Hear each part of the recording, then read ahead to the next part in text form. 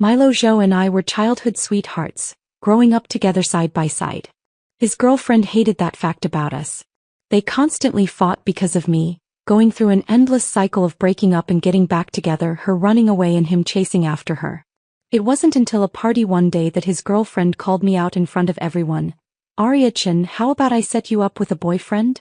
In the dead silence that followed, I lifted my eyes and glanced at the person standing next to Milo Zhou, his best friend Atlas Shin. Then I shook my head with a smile. "No need. I already have a boyfriend." The next second, Milo Zhou's face darkened, and he crushed the wine glass in his hand with a sharp crack. Milo Zhou and Zoe Lin got back together again. When I heard the news, I felt absolutely nothing. Benedict Chin texted me, bubbling with gossip. This time they were broken up for a whole 3 months before getting back together. That's a new record. I heard Zoe Lin left the country in a fit of pique, and Milo Zhou chased her all the way abroad to win her back. They've been dating for 2 years and broken up at least 5 times. Don't they ever get tired? I smiled and didn't reply. I bet Milo Zhou's going to yell in the group chat about treating everyone to dinner again. "You going?" I sent her a meme politely declining. "No, I'm busy practicing the piano. I have a competition next month." "Alright then. Anyway, I'm going to go meet this dramatic couple. I'll fill you in on any new gossip later, girl." "Okay." Puppy nodding JPG. After sending the message, I went back to practicing the piano. About half an hour later, I picked up my phone again and saw that Benedict Chin had sent me a new message. It seemed like she'd hesitated for a long time before finally asking. "But, do you know why they broke up this time?" "No idea." Benedict Chin replied instantly. "I heard it's because Zoe Lin found out that Milo Zhou's phone lock screen password is your birthday, too." On Friday, the group chat, which had been quiet for ages, suddenly blew up with messages. As expected, it was Milo Zhou who'd sent a message saying he'd gotten back together with his girlfriend and wanted to treat everyone to dinner at the usual place. Everyone laughed and joked around, agreeing while teasing him. "We're used to it, but congratulations anyway. Milo, you're slipping. Took you so long this time. When will I finally stop having to attend your makeup reconciliation dinners?" I was in the middle of typing a refusal when Zoe Lin suddenly tagged me individually in the group. "Zoe Lin, Arya, you have to come. Sorry, I've been really busy lately." Zoe Lin, "Oh, come on, it's just a meal." Zoe Lin, "I used to always misunderstand your relationship with Milo. I'm sure that caused you a lot of trouble." Zoe Lin, "I just want to apologize to you in person. Please give me the honor." An awkward silence followed. No one in the group said a word. I gripped my phone tightly, suddenly overcome with irritation. After a moment, I replied, "Okay." 3. By the time I arrived, the private room was already lively. The moment I pushed open the door, the room went quiet for a split second. Milo Zhou, sitting at the head of the table, looked over at me and the frown on his face eased slightly. "Why are you so late?" he said, patting the empty seat beside him. "Come sit here." Zoe Lin's expression flickered, but she still smiled and looped her arm through Milo Zhou's, making a clear show of claiming her territory. "Arya, you're finally here. We've been waiting for you. Sorry, there was a traffic jam on the way." As I spoke, Milo Zhou's gaze stayed fixed on me the entire time. Pretending not to notice, I turned and walked toward Benedict Chin, who was waving at me from the corner. I just sat down when Zoe Lin walked over holding a glass of wine. "Arya, I'm so glad you came. I used to always misunderstand your relationship with Milo, and I'd throw tantrums at him all the time because of it. I made a fool of myself in front of everyone and I'm so embarrassed. I'm sure this caused you a lot of trouble too. I want to apologize to you here. I hope you can forgive me." Zoe Lin stood beside me, looking down at me with a forced smile on her face. "But that's all in the past now. Milo has assured me repeatedly that even though you two grew up together, his kindness to you was nothing more than an older brother looking out for his younger sister. You were always so clingy to him before, you must have only seen him as an older brother too, right?" The lively atmosphere in the room turned awkwardly quiet again. Everyone stared at their own noses and hearts, too embarrassed to say a word. He added, "Arya-chan, I'm with Zoe Lin now." 5. The private room was so quiet you could hear a pin drop. Except for Benedict Chin, most of the people there were Milo Zhou's friends. I was usually either in class or busy practicing the piano, so I didn't interact with them much and our relationship was shallow. Zoe Lynn, on the other hand, had hung out with them often ever since she started dating Milo Zhou, and they were much closer. Milo Zhou's seemingly concerned words left everyone exchanging glances. Their expressions varied. Some even looked at me with contempt, as if I were the cliché childhood friend from a melodrama, scheming and petty, trying to sabotage the relationship between the main couple. I held back Benedict Chin, who looked like she was about to flip the table. Tilting my head back, I downed the wine in my glass in one go, smiling politely yet distantly. It's just a glass of wine. I can handle it. Milo Zhou's face grew even colder. He strode over and snatched the empty glass from my hand in one swift motion, accidentally shoving Zoe Lynn back 2 steps in the process. Arya-chan, you're really stubborn, aren't you? You know you get a rash when you drink alcohol, so why did you do it? I felt a surge of irritation. It's none of your business. Milo Zhou opened his mouth to say something else, but the private room door was suddenly pushed open from the outside. 6. The person who walked in was wearing a black trench coat. His tall, well-proportioned figure blocked almost all the light from the corridor as he stood in the doorway. His jet-black eyes held a faint chill as he scanned the room, exuding an invisible sense of oppression. His gaze finally landed on me, lingering for 2 seconds before moving away. The tense atmosphere in the room instantly thawed. Atlas Shin. Milo Zhou looked surprised. I thought you said you didn't have time and weren't coming. Atlas Shin strode into the private room and sat down naturally in the seat directly opposite me. Just happened to be in the area. Came to pick someone up. Did you get them? Someone asked, glancing at the doorway in confusion. I don't see anyone. Atlas Shin curled his lips into a faint smile, shooting me an imperceptible glance. No rush. Guilt flooded through me and I buried my head low. 7. Perfect, now everyone's here. Zoe Lynn suddenly spoke up, trying to smooth things over. She pulled Milo Zhou back to his seat, then raised her wine glass again. We're all finally together today. We should at least make a toast. Oh, I almost forgot. Arya can't drink alcohol. She smiled apologetically, then suddenly widened her eyes as if remembering something. Arya-chan, how about?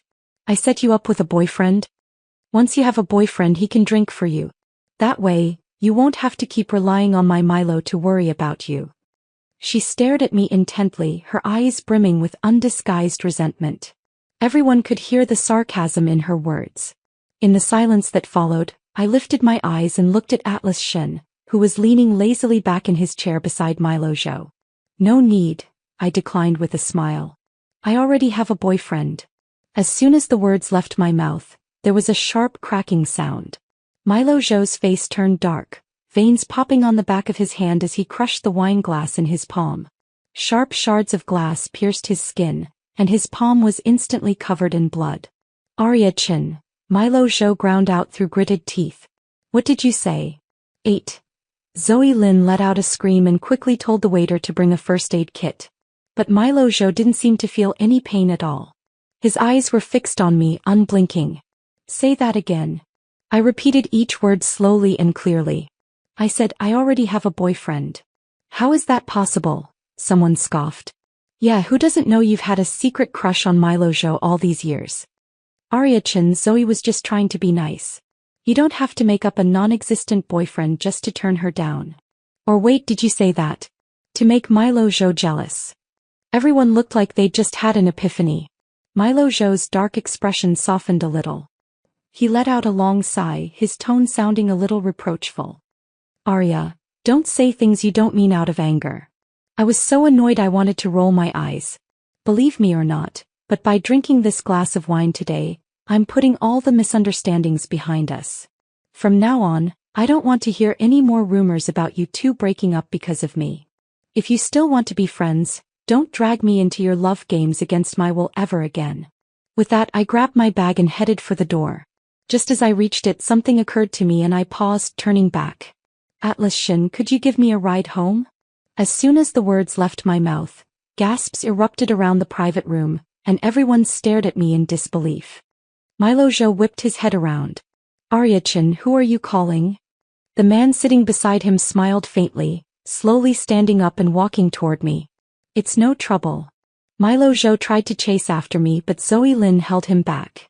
His fists clenched tightly, the shards of glass in his palm piercing deeper into his skin. His voice trembled slightly. Ariadne, dare you leave? I didn't look at him, turning and stepping out of the private room. 9. It was a little warm in the car. I sat in the passenger seat with my head down, unsure of what to say for a moment. My phone kept ringing, Milo Zhou calling over and over again. Annoyed by the noise, I simply put it on silent. Atlas Shin suddenly leaned over, his long arms stretching out to pull the seatbelt across me and buckle it. But he didn't pull away afterward. He was close, a faint cedar scent lingering in my nostrils. I could clearly feel his gaze linger on my neck, then drift down to my arm as if checking for something. After a long moment he spoke, his voice cold and magnetic. Are you feeling unwell? I instantly realized what he was talking about, shaking my head. No, just a couple of sips of red wine. It's not enough to break me out in a rash. He nodded, pulling back and starting the car. A cool evening breeze drifted in through the car window, chasing away the heat on my cheeks. 10. The first time I heard the name Atlas Shin, I thought he'd live up to it, bold and fiery. But after a few rare encounters, I realized I was wrong. He was quiet, cold, exuding an air of indifference that kept people at arm's length. At every gathering he either didn't show up at all, or only made a brief appearance before leaving. Milo Zhou said he was incredible, born with a silver spoon in his mouth. He'd excelled at everything since he was a kid, winning countless awards both at home and abroad with ease. So I never understood how someone as untouchable as him had become such good friends with Milo Zhou and the others. From high school to university, Atlas Shin and I had practically no interaction at all. However, an accident happened last month. 11. The violin club organized a dinner and I'd mistakenly drunk a whole bottle of fruit wine thinking it was juice. The other members had been terrified when they saw the huge rash covering my body, and immediately tried to carry me to the hospital. Just as we walked out of the restaurant, we ran straight into Atlas Shin. He carried me to his car, flooring the gas pedal the entire way. In truth, my alcohol rash only looked serious, it wasn't life-threatening at all. What was life-threatening though was that I'd suddenly had a drunken fit in the car, throwing my arms around Atlas Shin's neck and biting him hard 3 times. After I bit him, I'd even smacked my lips and said it tasted good. And of all things, I remembered that part vividly when I sobered up. I'd practically begged Atlas Shin for forgiveness, swearing I'd make it up to him somehow. Atlas Shin's eyes had crinkled with a faint smile, the bright red bite marks still visible on his neck. How will you make it up to me? My mind had gone blank, unsure if I should take responsibility for him, or let him bite me 3 times in return. Can I think about it? Sure. 12. After that day, Atlas Shin and I kept running into each other by accident. In the library, at the sports field, in the cafeteria, even when I was practicing the violin, I'd see him walking past the window. I suspected he was doing it on purpose. Finally, when he asked to share a table with me for the 10th time during lunch, I couldn't hold back anymore. Atlas Shin, are you in a hurry? I still haven't thought it through yet. He hummed softly in response, picking out my favorite sweet and sour pork ribs and putting them in my bowl. Then he said quietly, I'm not rushing you. 13. By the time my thoughts drifted back to the present, the car had already pulled up downstairs at my place. Atlas Shin followed me out, walking me to my front door. My heart was in turmoil as I slowly took out my keys and unlocked the door. Get some rest early. If you feel unwell at all, call me right away. Okay. He stared at me for a moment, then said, close the door. I gripped the doorknob tightly, looking up at him as if I'd made up my mind about something. Atlas Shin. What I said earlier about having a boyfriend, it was a lie. I know. But it could be true. Atlas Shin froze for a second, then let out a soft laugh, his sharp features softening instantly. He played dumb, asking, how so? I want to take responsibility for you. Will you be my boyfriend? My palms were sweating profusely. Before he could respond, I quickly added, you don't have to answer me right away. You can think about it too, I can wait. Goodbye. Good night. With that, I slammed the door shut with a bang. My heart was pounding so hard it felt like it was going to jump out of my chest. I leaned against the back of the door, letting out a long breath. I hadn't even had time to turn on the lights and the room was pitch black. Suddenly, my phone screen lit up. I picked it up and saw it was a call from Atlas Shin. Wasn't he just outside the door? Confused as I was, I answered it anyway. His voice was a little hoarse, as if he was struggling to contain some kind of emotion. "Open the door," he said in a low voice. "I want to kiss you. Right now." 12. I could barely breathe. The moment I opened the door, Atlas Shin stepped in almost forcefully, closing it behind him in one smooth motion. It was dark all around. His hands wrapped around my waist, his tall frame pressing down on me, and then his lips crashed down on mine in a dizzying kiss. My mind went blank. I couldn't even begin to process how things had escalated to this point. Atlas Shin kissed me fiercely, as if a desire he'd suppressed for years had finally found an outlet, leaving me defenseless. I pressed my hands against his shoulders, feeling the air around us grow thin, struggling to catch my breath. Atlas Shin.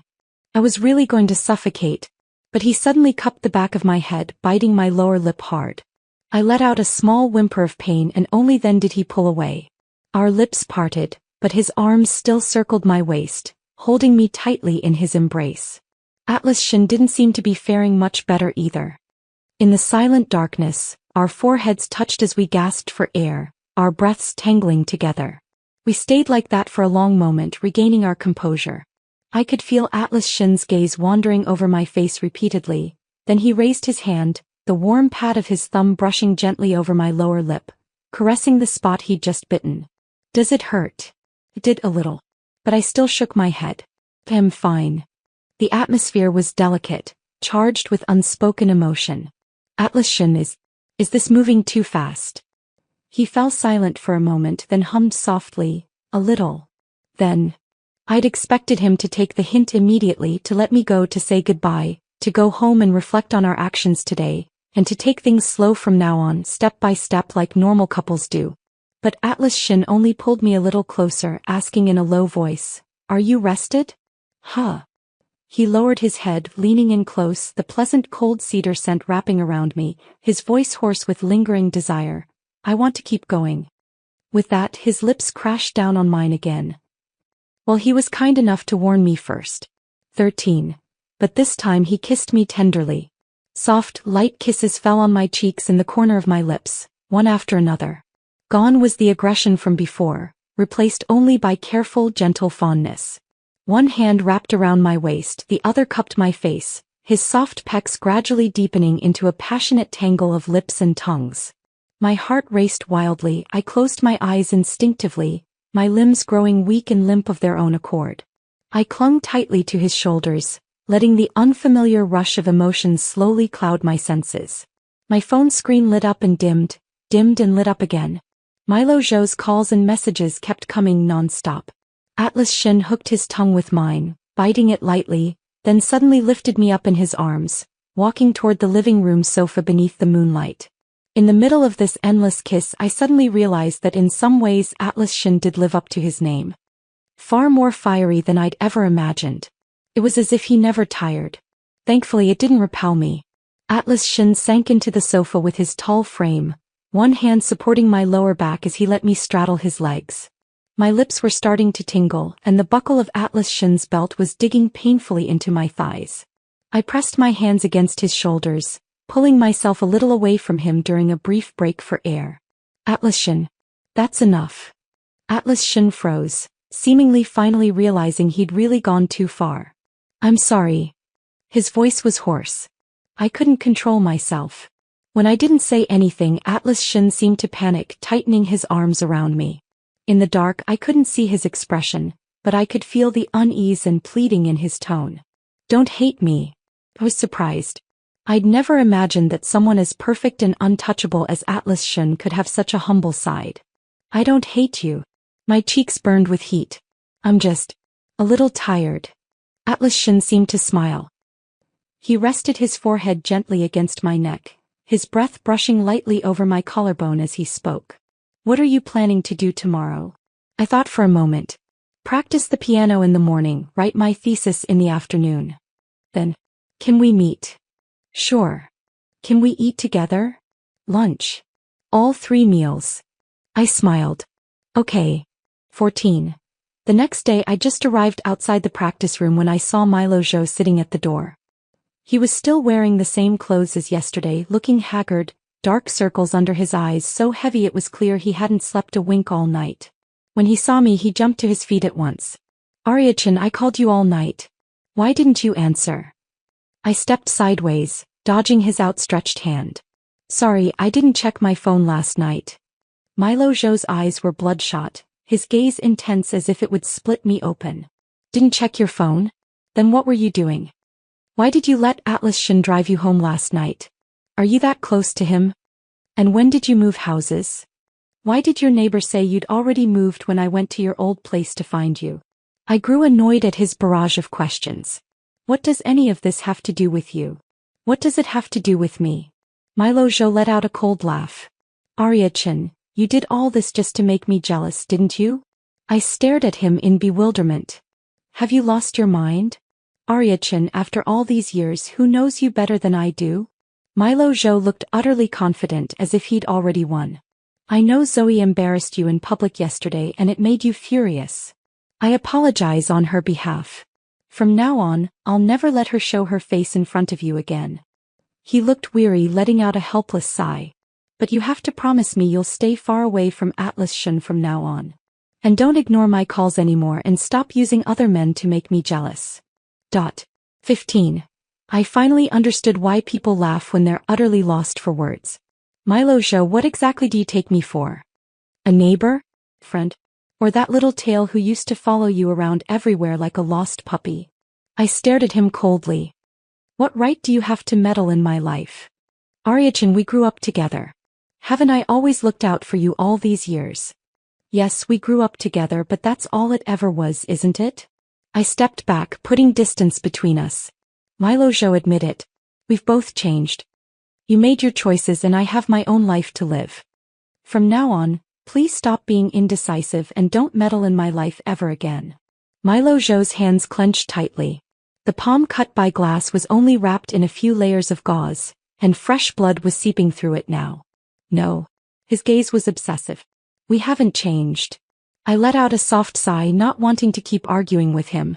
I moved because my lease was up. There's no need for you to know my new address. As for Atlas Shin, I paused for a moment.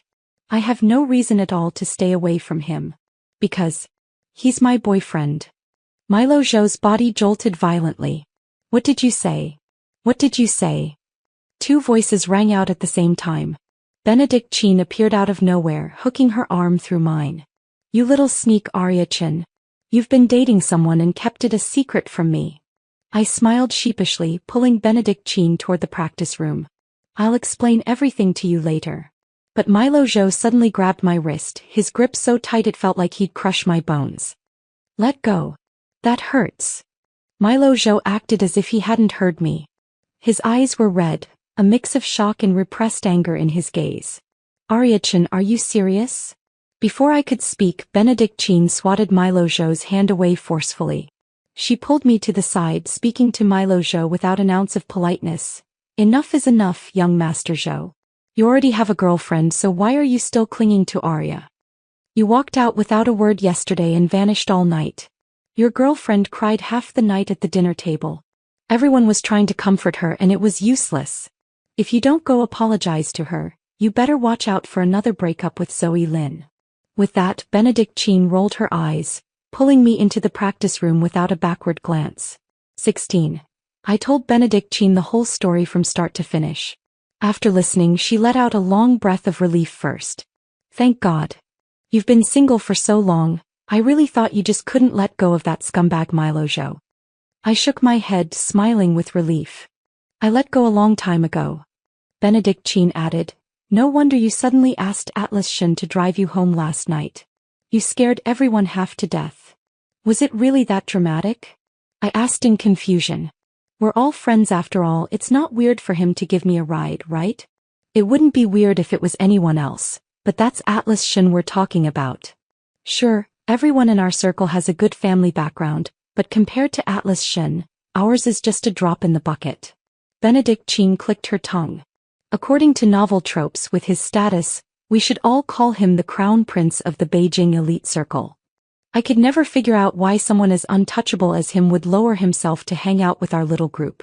But now, I think I'm starting to understand. As she spoke, Benedictine's gaze landed on me. I twitched the corner of my mouth. You're overthinking this way too much. Benedictine shook her head, clearly disagreeing. Don't believe me? Then listen to my deduction. Every time we've had a gathering before, Atlas Shin never showed up. But if you were there, he was always there. He's the kind of person who didn't even show up to his own graduation ceremony, but he's never missed a single one of your competitions or performances. Not even the best friend in the world could do that, right? Benedictine's eyes widened and she broke out in goosebumps. It's scary how much you notice when you actually think about it. We can barely get a glimpse of him on a normal day, but you run into him by accident every other day.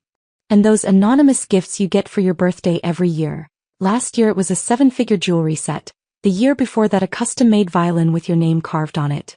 You still haven't touched any of those things at home because you could never find out who sent them. Now that I think about it, who else but Atlas Shin could be this generous? Benedictine slapped her palm against her thigh. Atlas Shin must have had a crush on you in secret for years. I was so shocked I couldn't speak for a long time. Is it possible that it's just a coincidence? There are no that many coincidences in the world. I couldn't help but think of Atlas Shin's unrestrained kiss last night, and my heart wavered a little. But he doesn't seem like the kind of person who'd have a secret crush on someone. That's true. Benedictine nodded, then added, if anything, his vibe is more like the kind of person who'd lock the person he likes up and keep them all to himself day and night with forced love. You need to stop reading those spicy novels. 17. Ever since I found out Atlas Shin might have had a secret crush on me, I couldn't help but notice every little thing he did these past few days. It was as if he knew everything about me. I loved sunflowers, hated green onions and garlic, was allergic to peanuts. All these little likes and dislikes I'd never told anyone about, he knew them all by heart. Atlas Shin was a perfect gentleman, thoughtful and considerate, but when we were alone he always loved holding my hand and not letting go, or suddenly leaning in to kiss my cheek while I was talking. He was like a little puppy begging for pets from its owner, his dependent and uneasy expression a stark contrast to his noble and elegant demeanor. Every time I finished practicing the violin and turned around, I'd always see Atlas Shin standing there. He'd be holding a big bouquet of bright sunflowers, leaning against the dappled light and shadow. A soft breeze would blow, and his eyes as he looked at me would be filled with emotions I couldn't understand. Like repressed madness, like restrained possessiveness. He'd look at me with a faint smile as if saying he'd been waiting for me for a long, long time. 18. Benedictine said Milo Zhou had been spending all his time in bars lately. Every time he got drunk he'd call me over and over again. On the other end of the phone he always seemed to be stuck in the past, rambling on about the old days, about everything and nothing. He'd talk about the rose garden we'd walk past together on the way home from school.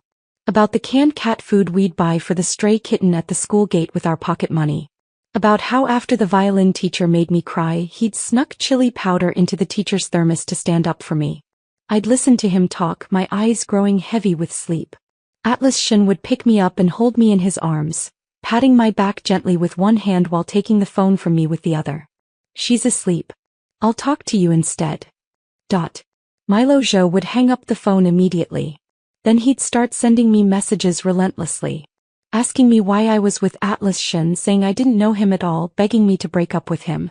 I finally had enough and blocked his number on everything. It was quiet for a few days after that until Aunt Lin called me. Aunt Lin was Milo Zhou's mother. Ever since my parents died in the car accident, Aunt Lin had been incredibly kind to me, loving me almost like her own daughter. She said on the phone that Milo Zhou had been in a terrible mood lately, and asked if he'd had a fight with his girlfriend. I didn't know how to answer, so I just said, I think so. Aunt Lin's voice was filled with melancholy, and she chatted with me about trivial family matters for a while, finally asking me to come home for dinner on the weekend. I thought about it for a moment and said yes. 19. When I went back, Milo Zhou was there too. He was wearing the white shirt I'd given him for his high school graduation, his face haggard and pale.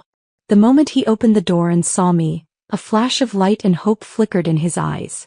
You're back. I nodded, stepping past him into the house. Aunt Lin took my hands and looked me up and down, saying I'd lost weight, and that she'd told the chef to make my favorite sweet and sour pork ribs specially. The smell of food wafted from the kitchen and a lively soap opera played on the TV. Milo Zhou sat on one side of the sofa, watching me chat with Aunt Lin with a soft, happy expression on his face. For a moment, it felt like we'd gone back to high school to some ordinary, happy evening. After dinner, Aunt Lin went to the study to work. Milo Zhou stopped me, his tone even a little humble. Arya-chan, can we talk? 20. When did you and Atlas-chan get together? The night of the dinner party. A flash of joy crossed Milo Zhou's face. I quickly cut him off. Don't get the wrong idea. I really didn't get together with him to make you jealous. Milo Zhou's face fell again, returning to its lifeless state. Do you like him?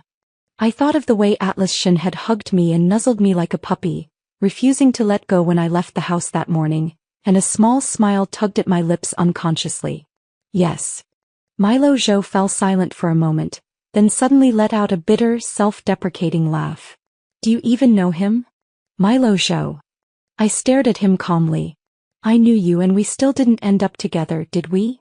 Milo Zhou was left speechless, his hands clenching tightly as he turned his head away, refusing to look at me. Believe it or not, Atlas-chan has someone he likes. I've seen it. His phone lock screen is a photo of a girl's back. He's had that photo for years. After listening, I nodded. Oh. Milo Zhou whipped his head around, shocked. Arya-chan, have you become this careless about everything now? This is between Atlas-chan and me. It has nothing to do with you. I paused for a moment. Milo Zhou, I'll say this one last time. The past is in the past. I hope you can live your own life well and don't disturb mine anymore. If you can do that, we can still be friends. Friends? Milo Zhou's eyes turned red. Arya-chan, who wants to be your friend? I nodded, understanding. Fine, then we'll be strangers. A sudden strong wind blew outside and Milo Zhou's face turned as white as a sheet. I added calmly, from now on, we have nothing to do with each other anymore. Thunder rumbled in the distance and a heavy downpour poured down from the sky. It's raining. I whispered. Milo Zhou, I'm going home. 21. I said goodbye to Aunt Lin and when I opened the door I saw a familiar figure. Atlas-chan was leaning against the wall, the warm yellow light stretching his shadow long.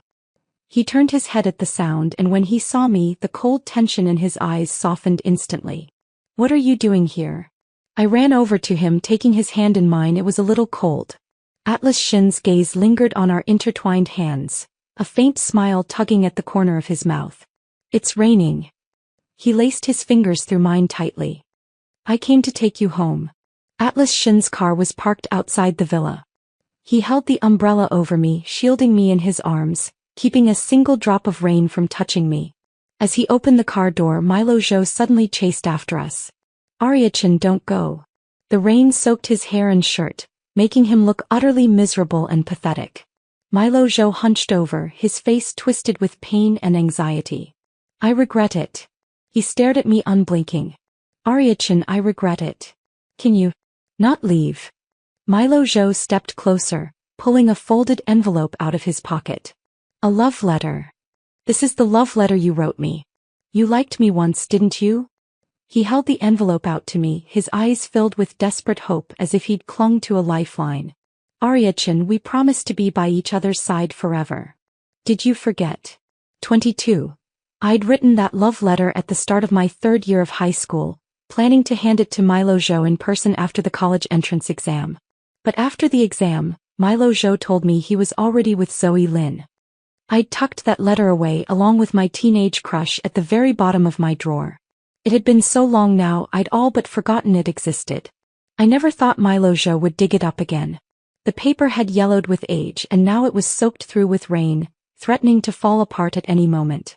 I reached out and took the letter. The arm around my waist tightened instantly. Atlas-chan's eyes turned cold as he stared at Milo Zhou, his expression utterly indifferent. I leaned into him, soothing his unease. So what exactly are you regretting, Milo Zhou? You knew I liked you once but you still chose to be with someone else. You were the one who broke our promise first, weren't you? Milo Zhou hung his head, rain streaming down his hair in rivulets. I'm sorry. His voice trembled. Arya-chan, I'm sorry. I was just scared. Milo Zhou's family had never been a happy one. His mother was a businesswoman, his father an artist. They'd loved each other fiercely once, but when the passion faded, the perfect couple became bitter enemies. She resented his ivory tower arrogance, he scorned her money-grubbing ways.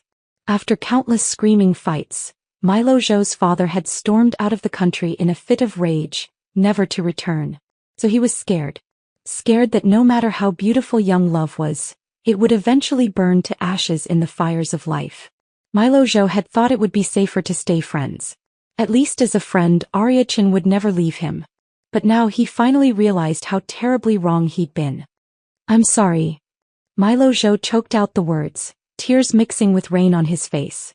"Arya Chen, forgive me, please?" I gave the love letter a gentle tug and it tore in two. I smiled, tossing the pieces into the trash can beside me. No one waits in the same place forever. "Milo Zhou, I don't like you anymore." With that, I took Atlas Shin's hand and turned to get in the car. Milo Zhou stared blankly, his legs giving out as he sank to his knees, breaking down completely in the pouring rain. For many years after that, Milo Zhou would be trapped in that rainy night, drowning in endless regret all alone. 23. Atlas Shin didn't say a word on the drive home. I couldn't help but feel a little guilty. As soon as we got back, I was trying to find the right words to start a conversation, but I'd barely called his name when Atlas Shin suddenly turned and pulled me into his arms. His arms wrapped around my waist, tightening and tightening as if he was terrified I'd run away. Then he slowly lowered his head, burying his face in the crook of my neck, his warm breath tickling my ear. I raised my hand and patted the back of his head, asking, "Atlas Shin, are you angry?" Atlas Shin nuzzled my neck, pressing soft, open-mouthed kisses to my skin. "Not angry." His voice was muffled against my shoulder. "Then are you scared?" Atlas Shin froze, lifting his head to meet my eyes. I saw the dark, repressed emotion in his gaze, and a moment later he leaned in and kissed me, his lips claiming mine in a kiss I couldn't refuse. He kissed me fiercely with obvious urgency and unease. In the end he pulled away, gasping for breath, his forehead resting against mine, and whispered a soft, "I'm scared." His kiss had left me breathless. Scared I'll soften my heart and go back to him. Atlas Shin didn't say anything, his silence an admission. I smiled. "You don't have that much faith in me?" He shook his head, his voice unexpectedly pitiful. "I don't have faith in myself." Look at him, his eyes drooping like a hurt little puppy. My heart melted completely. I cupped his face in my hands and pressed 2 loud, wet kisses to his cheeks. "How about now?" Atlas Shin's eyebrows lifted, his expression brightening instantly, a strange light flashing in his eyes. "Are you coaxing me?" "I'm coaxing a little puppy." A smile tugged at his lips. "But the little puppy thinks it's not enough. What will it take to be enough?" His gaze turned possessive as he pulled me even closer, the desire in his eyes growing deeper. "Say you like me." Atlas Shin lowered his head, pressing a soft, gentle kiss to my lips. "Baby, say it. Say you like me." I tilted my head up, looking into his eyes, and said each word slowly and clearly, "Atlas Shin, I like you." My words died on my lips, swallowed by his fiery, deep kiss. 24. We stumbled from the doorway to the sofa, our lips never leaving each other's. Lost in the kiss, a sudden thought flashed through my mind. I pushed Atlas Shin away, holding out my hand to him. "Give me your phone." Atlas Shin pulled his phone out of his pocket and placed it in my palm without hesitation, his dark eyes never leaving my kiss-swollen lips. He was clearly still craving more. "The passcode is your birthday." With that, he leaned in and kissed me again. I unlocked the phone, and the next second I saw my face on the lock screen. To be precise, it was a photo of me from my second year of high school. That day, I'd won the gold medal in a violin competition for the first time in my life. It was just a small school-level competition, but that honor had meant the world to me. From the angle, it was clearly a candid shot, capturing only my back. I was standing on the awards stage, a bouquet of flowers in one hand and a trophy in the other, the stage lights shining down on me, making me look like I was glowing in the frame. I stared at the phone in a daze until my eyes started to burn. "Atlas Shin," I asked, "do you know why I like sunflowers?" Atlas Shin raised his hand, his thumb brushing gently over my cheek. "Because the day you won your first violin gold medal, the piece you played was Sunflower." "Atlas Shin, have you liked me for a long time?" A long, long time." I pressed on stubbornly. When did it start? Probably from the moment I heard someone sawing wood with a violin in the abandoned equipment room behind the school. The abandoned equipment room? It hit me like a bolt of lightning. 25. I'd never been the most gifted student. In junior high school, my violin playing was still utterly terrible. Milo Zhou had nagged me every single day, complaining about how I was torturing his ears and telling me to give up. I was young and proud back then, and in a fit of pique I'd thrown my violin down and said I'd never play again. But in the middle of the night I'd snuck back to pick it up, and found a secluded spot where I could practice in secret. That spot was the abandoned equipment room behind the school. So it hadn't been my secret hideout alone after all. The thought made my lower lip tremble and tears spilled down my cheeks in an instant. Atlas Shin panicked, his hands flying to my face to wipe away my tears in a fluster. "What's wrong?" I cried, my words broken by sobs. "You saw me at my most embarrassing." Embarrassing? Atlas Shin cupped my face, kissing away my tears over and over again. "The way you cried while playing, frustrated because you just couldn't get that one note right, was the cutest thing I'd ever seen." I explained, sniffling. "I was so determined back then. I wanted to work hard in secret and then amaze everyone." Atlas Shin's eyes were soft as he looked at me. "You amazed me completely a long time ago, baby." My cheeks burned with heat and I awkwardly changed the subject. "You became friends with Milo Zhou because of me?" I wanted to be close to you. "And those anonymous birthday gifts I've been getting all these years, they were all from you too?" Atlas Shin nodded. "Why didn't you tell me?" "I was scared you wouldn't accept them if I did." My heart melted and I let out a soft sigh. Atlas Shin, what would you have done if you'd missed me?" Atlas Shin hugged me tightly, a soft laugh rumbling in his chest. "Luckily I didn't miss you. It's perfect. It's perfect." 26. Benedict Chin texted me with more gossip. She said Milo Zhou and Zoe Lin had broken up again. This time it's for real. Milo Zhou was the one who called it off. Zoe Lin begged him to stay, and Milo Zhou just blocked and deleted her on everything. So cruel. Not long ago he was chasing her all the way abroad, all lovey-dovey. After a moment she asked, "Did Milo Zhou come looking for you again?" "He regrets it, doesn't he?" "Serves him right." For the next week, Zoe Lin came to see me a few times, mostly asking about Milo Zhou's whereabouts. I told her I didn't know. She looked haggard, and as she left she stared at me with a sarcastic smile. "Milo Zhou broke up with me. He said he only chased me in the first place because I looked like you. Arya-chan, you must be so happy you beat me." I rolled my eyes. "The only thing I care about winning is violin competitions.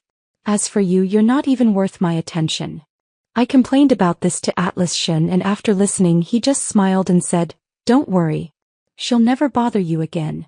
A few days after he said that, Zoe Lin dropped out of school. Later, Aunt Lin said Milo Zhou was planning to go abroad, and asked if I could meet him one last time. I refused. That night I received a text from an unknown number with just 4 short words. "I'll wait for you." When I got the text, I was curled up in Atlas Shin's arms watching a horror movie. He picked up my phone, read the text, and replied, "We'll send you an invitation when we get married." So jealous. 27. The day Milo Zhou left the country, I was competing in the national violin competition. When the rankings were announced, the spotlight shone down on me and everyone around me cheered. Amid the bustling crowd, I caught sight of a lonely figure walking out through the exit. It looked like Milo Zhou. But I had no time to spare for him. Because at this moment I was going to run into the arms of my love.